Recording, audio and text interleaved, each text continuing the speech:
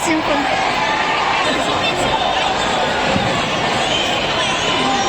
pag si Kwan yan, si coach, ano, talagang pipi-pressure siya eh.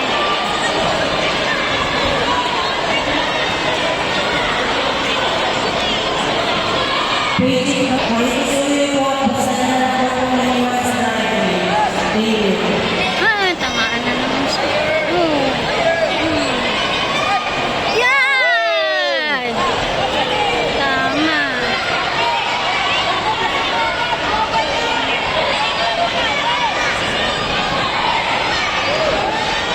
Decision na sila. 3 point. Ay, hindi pa. Naka-point siya ng 4 points siya nakatama sa ulo eh. Oh, 3 points lang yun. Malapit lang. Kaya lang si Kel pag tumatagal. Oh! Oh! Ayun lang, bumagsak si Kel. Plus 1 siya. Bumagsak siya. Ayan, tingnan mo naka-red siya lang.